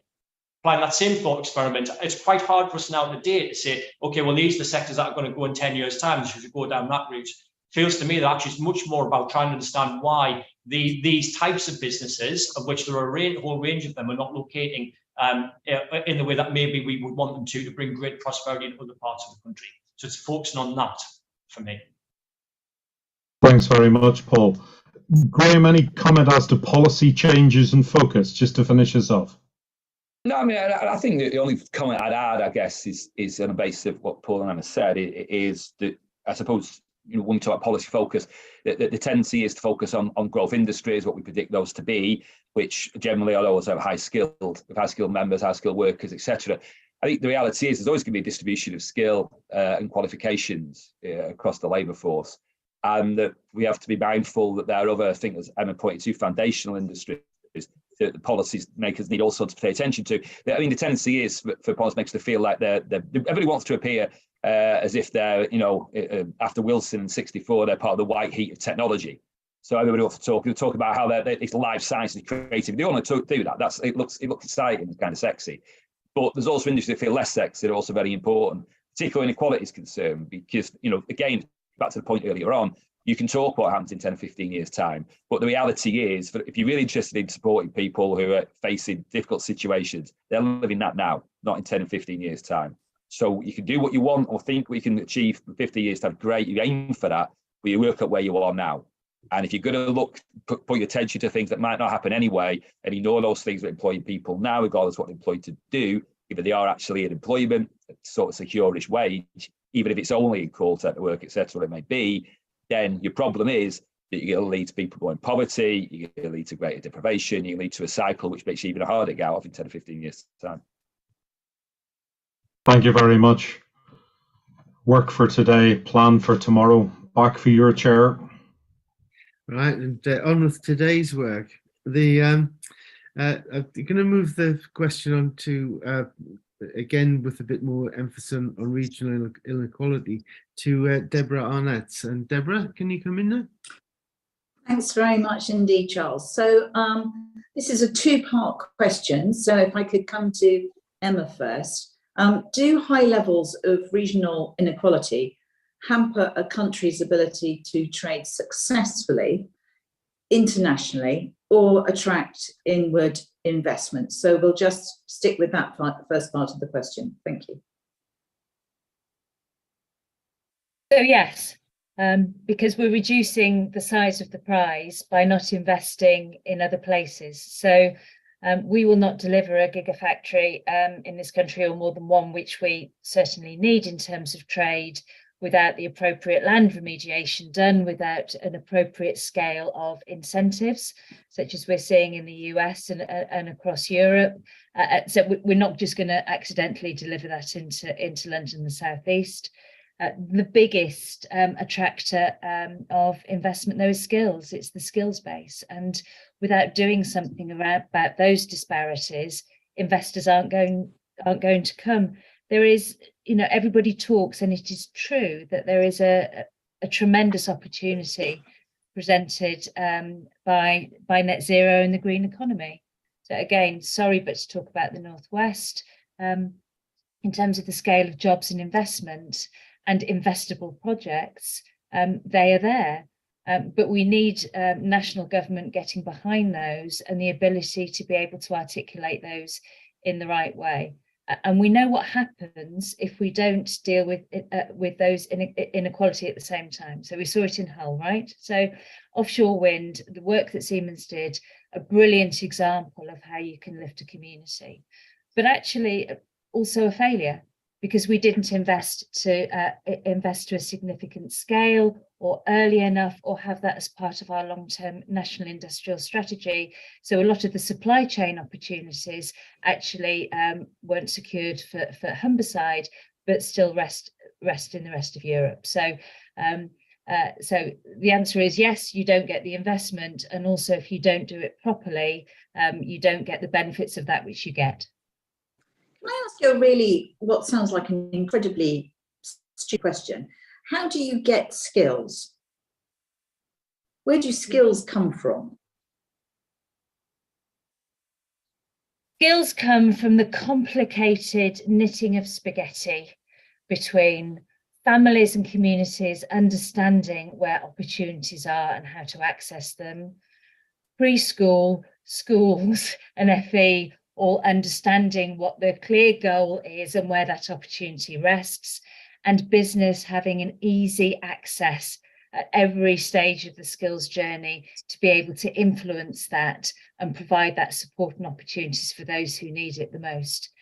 In the end, we're pretty good at getting kids already, and young people and employees who already have cultural capital into those opportunities. One of the problems we have, so I'm going completely off topic, in terms of higher level apprenticeships, is that those are now more attractive to many kids who could perfectly easily go to university and do something else than the opportunities they had before. It's a really long-term process, and that's why we need long-term national industrial strategy, long-term industrial strategy locally, and why inward investment and trade has got to be part of that. That was a complicated, incoherent answer to a perfectly intelligent question. No, the reason I ask it was because I come from the music sector, and we're always being told about skills, we need skills. And I just wonder where these things come from, because we're always being... Really? Exactly, we're always being berated. Where are the skills? Where are the skills? Well, I have a feeling we need a strategy. So that was the... Okay, so Graham, if I could come to you, are the UK regions attractive to businesses from other countries? Well, the evidence suggests that to an extent they are, because there's foreign direct investment going into all regions. It's a relative attractiveness, obviously, seems focused predominantly towards London, and of course, financial services particularly. But if you look at also FDI, I mean, actually across the 40 or so IEL2 areas, the ones just below regional level, of those around 20, I think 2/3 are manufacturing and professional services. So it appears also that we are attractive to particular sectors. Maybe we need to be attractive in a broader range of sectors. The evidence suggests that's the case. But we are attractive overall. Need to, again, back to Emma's point, infrastructural issues hamper some of these distributional points, particularly where skills is concerned. But skills is important, but also I think back to earlier points as well. I mean, how do we, investment's also not just about skills, it's also, we look at internationally and regional inequality. Some research suggests that in certain parts of the world where there has been inequality, where there's also been concerted, cross-institutional stakeholder efforts to engage and develop more investment, you've also then a virtuous circle. Investment comes in, it encourages greater skills growth, etc. So is that happening? Is the capacity there to engage in FDI or not across particular areas? What's the critical mass for that? Probably not in certain parts of the country. And then, of course, you have to be careful as well, because when you talk about having greater ability for regions to be engaged in, say, attracting FDI, foreign direct investment, then stronger regions will be better than weaker regions. I mean, we look at the Northwest and we look at what's happening there, and we look at Manchester, we look at the prominent place that certain mayors are having, and great for the Northwest, perhaps, I would argue, but less good possibly for other parts of the country, because having one prominent region doesn't necessarily help other regions overall. It means your region is better than the others. So you've then got to think about what strategy you have if you are going to be, because there's attractiveness there. It's a question of how we enhance that. And just coming to Paul, have you got any comments in relation to those two questions at all? So the first question, just to remind you, was do high levels of regional inequality hamper a country's ability to trade successfully internationally? So any further thoughts on that? So in terms of the second question, yes, I think parts further north of the country are attractive to foreign investment. The problem is that they're attractive to low-skilled foreign investment. So Sunderland has had, again, to pull on Sunderland, actually got a really high share of jobs that are in foreign-owned companies. But a lot of those jobs, so it's had a good track record of attracting that investment in. The problem is that it's been in low-skilled type activity, which pay low wages, and that has implications for productivity, has implications for dependence on benefits, the ability for career progression, etc., etc. And that's why it struggles in the way that it does relative to other parts of the country. The issue is about how do you try and change that so that actually it's often the benefits that be attractive to the high-skilled elements of Nissan in particular that are further south, rather than just the low-skilled elements of Nissan that very famously are within the city. In terms of whether this hampers the broader UK economy, yes, it does. For places that are not punching below their weight, that are not making the contribution that they should do. Now, principally, that is Birmingham, that is Manchester, that is Glasgow, that is Newcastle, that is Leeds, that is Liverpool. It's these big places that when you compare their performance to their equivalent-sized cities on the continent, they're miles behind where they should be. Big places should get more productive, and that happens across the developed world. It doesn't happen in the UK. And that's one of the UK's biggest economic headaches, is that its second-tier cities are not making the contribution that they should do. And so if they did, that would grow the size of the pie, because Manchester would be more successful, Glasgow would be more successful, UK economy would be larger as a result, and it would be attracting in more of that investment and doing more trade with the world too. The caveat to this, however, is that we shouldn't expect we shouldn't be expecting the difference between Cumbria and Manchester to necessarily be a problem within all of this. So we shouldn't be expecting Cumbria to attract in the same amount of FDI or exporting as much as what Manchester should be. And so when we talk about inequalities, we need to be thinking more about where are places relative to what their best possible versions of themselves are, rather than necessarily just saying that inequality is bad, full stop. Because if we didn't have a levelling up problem, we would still have inequality across the country, because different parts of the country play different roles. Cumbria plays one very particular role. Manchester, and particularly central Manchester, plays a very different role, and we should be expecting there'll be a difference between those two places if we have an economy which is functioning the way that it should be.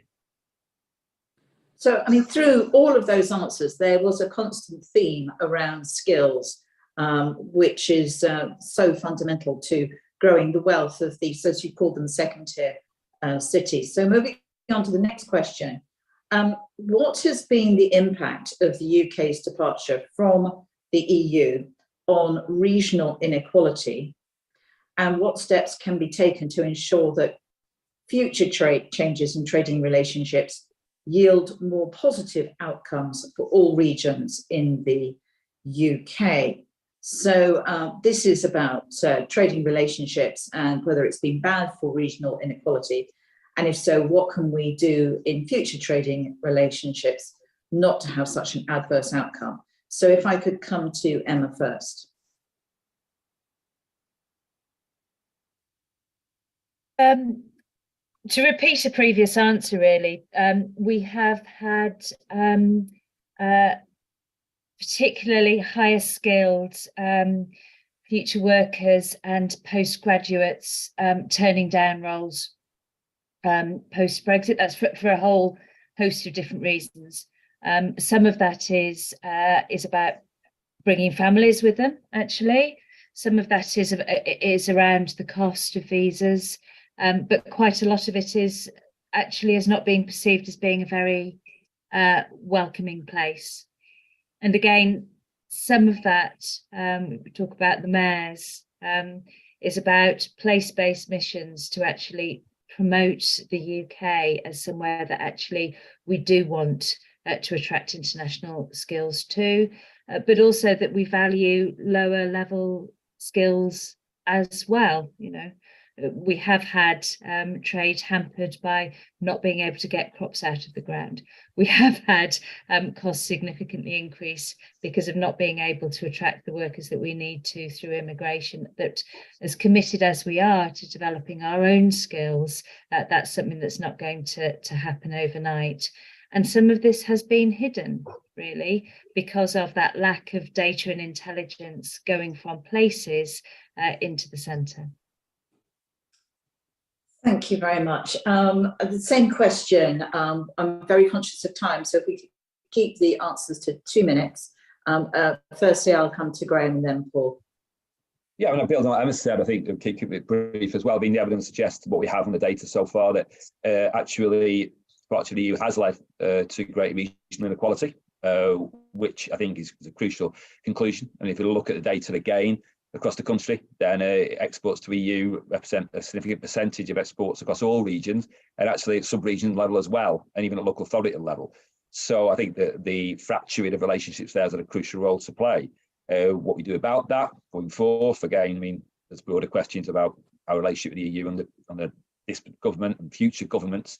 But certainly, I've gone back to earlier points I made before, comes to inequality. I think what the key thing to do is start thinking about how we're building concerns of inequality, impact assessments on inequality into our trade, our thinking on trade, our concepts on trade, and the relationships and agreements that we build. Thank you. And lastly, Paul. I don't think we've got enough data to be able to say anything conclusive on this as yet, and I worry that we might well not have enough data to ever say anything particularly conclusive on it, not least because of the impact of COVID that has happened too, and disentangling these two things. I hope that changes. I hope we do get data where we can. I've got my assumptions about what I think might happen, partly from what Graham was just saying there about what we do know about different places. But I don't know the answer to that for sure, and I don't want to then project my biases onto the answer of that question. There were two things, if we were in a position to properly evaluate this, just to be aware of. If we're talking about inequalities, it might be that Brexit hasn't had any impact on inequalities, because maybe it's just affected everywhere really badly all the same. That is obviously a bad thing if it happens, because everywhere is worse off, but inequality wouldn't change. Really, what we want to be measuring is about, in absolute terms, what impact has it had? In the same way that, on the plus side, if we can make a range of policies or new trade deals, and it pulled everywhere up, but it pulled certain parts of the country, more prosperous parts of the country, up even faster than less prosperous ones, if those less prosperous places are better off than that would have been, that is a good outcome, even if we've seen a widening in inequality. So I know we know all of this, but it is worth just being very clear with what it is that we're hoping to achieve, and then picking one or the other. In my view, is it's about absolute changes rather than necessarily relative changes. Okay, thank you, Paul. I know this is off piece, but I just want to go back to this issue of skills. Emma, do you have any thoughts at the moment in relation to the education offer that comes out in our schools?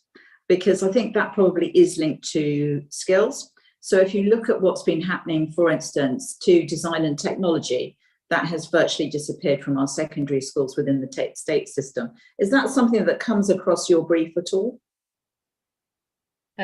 Yes, well off piece, but absolutely. We would suggest that as important as STEM is, STEAM is probably more important. So actually in terms of arts and creativity and digital and all of those things, there is a great deal more that we should be doing in terms of that spaghetti knitting, in terms of businesses across sectors, including absolutely yours, being able to easily go into schools, and schools, by the way, being rewarded for doing that, because at the moment, Ofsted doesn't recognise this as something that is particularly important, and schools are really stretched. So some of that is about the opportunities. And there's also something, about young people continuing to have the opportunity to access other cultures and to travel who don't otherwise have the opportunity. Your heart breaks for the kids, well, for the teachers actually of the kids caught on coaches over the last few days. But it's a really, really important part of widening the horizons of young people. Up here, Liverpool Capital of Culture was really important in terms of the opportunity that provided to be working in with schools as well as with investors. Bit of a Eurovision plug, obviously. There's really interesting things happening on the back of that as well, in terms of talking about opportunity and how to, again, make the most of international aspirations too.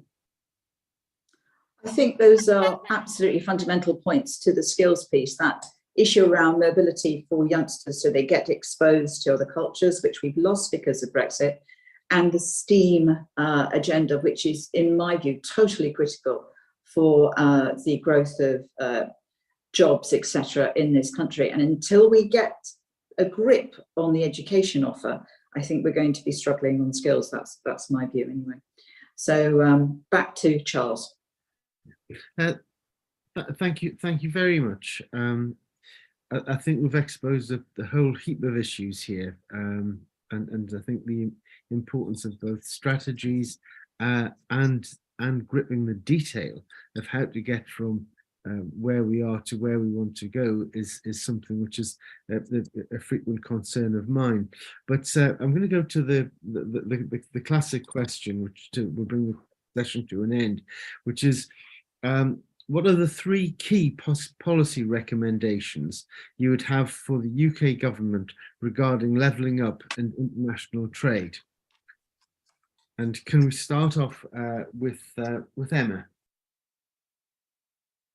A long-term industrial strategy built from the bottom up, based on sensible intelligence, and that we stick with. I think it is 12 different versions of an industrial strategy we've had over a decade, and at the moment we don't have one. So you cannot separate trade out from delivering good growth. Secondly, get the basics right. We are going to see significantly less support as the RDF funding finally grinds to a halt for businesses and long-term bits of kit that we had in place to be able to support SMEs to be able to trade. And I said before, you don't drive up productivity unless you increase the amount of trade. You don't increase the quality of our SME base unless those relationships are happening, and you can't do that unless you've got people on the ground to create peer networks to make that happen. And the other basics is around skills and infrastructure. We have more trade going through the Port of Liverpool now than at any time in its history. We need to be able to actually move that around. And so I've been very good and waited till the end. HS2 and Northern Powerhouse Rail have never been about shaving time off. There's always, in large part, been about freight capacity. So if we're going to properly become a renaissance nation for international trade, let's just be serious about it and invest at scale. Thank you. Graham, can I turn this one to you now? Thank you, Charles. Yeah, I think firstly, I think when we look at the development of trade policy at macro level, at government level, we need to start having a much greater awareness of inequalities and building inequalities into the process of trade development and trade agreement development. So there's an opportunity, not just trade and looking at FDI as well. We have a review, I think, of FDI that's just begun this month, I think, that's going to report in September. I look at initial papers. There is some suggestion there of thinking about regional impacts of FDI in that review. But within there's opportunities of government to make a change there and start really having an understanding of inequalities and regional differences in there. I think when it comes to levelling up, and whatever that means, whatever kind of policy you have to addressing inequality, you need infrastructure at government level to take that forward. There hasn't been with levelling up. If you have one, then within that, again, you have to have understanding, awareness, relationships with trade policy as well. Two things are separate, need to come together. Thirdly, I would say when it comes to engagement of those at regional, sub-regional level, I think it came up in your last conversation as well, there has to be an issue of capacity building. And how do we ensure that capacities to engage with trade, with government, when it comes to trade agreements and trade relationships and FDI, is capacity building that proceeds evenly across the country. Otherwise, what you have is actually stronger regions begetting weaker regions. That isn't necessarily going to help you when it comes to inequality. So again, finally, I guess, the broader concept, you've got a mindset issue in this country when it comes to deal with these issues, because we're still thinking, I think about when it comes to inequality, regional levelling up, as actually one region trying to compete against another. That's really what's happening at the moment. And it's not really, and you think, oh, let's emulate Germany. Well, it happens there, but there's a different mindset about regional distribution means inequality and regional governance. Those are my points. Thanks very much. And Paul. Great, thank you. So in terms of trade, it's about trying to get a deal with our largest trading partners. I mean, that's principally the European Union, about how do you get access to the single market. That, from a trade perspective, that's going to have the biggest impact. Then in terms of the contribution that different parts of the country make, I think it's a separate approach to trade. But what I would do is, or you don't solve it through trade policy, you solve it through a different lever, which is what the levelling up agenda is trying to do. So the three things you then do within that are actually follow through on the levelling up white paper. It's not perfect, but it's pretty good in terms of a document that any government of any colour probably would create. You've got a plan there, so why don't you start implementing it in a more serious way? Two is do that over a long-term period. And the third one is actually back with significant cash. We're talking about pretty small amounts of money so far, certainly much less than what Germany spent in trying to bring East and West back together, which in itself has not been wholly successful. But over a 30-year period, they're spending around about 70 billion euros per year, and we're nowhere near spending that amount. And if that's the magnitude of where we need to be going to, then we are definitely nowhere near that at the moment. So it needs to be backed with a significant investment. Thank you very much. We've got a couple of minutes before we close the session, and I just wondered if there was anything else that any of the witnesses or indeed any of the commissioners would like to add to the discussion before we finish. No? Good. Okay. I think with that we'll draw this session to a close. And I'd like to say thank you to all of the witnesses and all of the commissioners for attending today.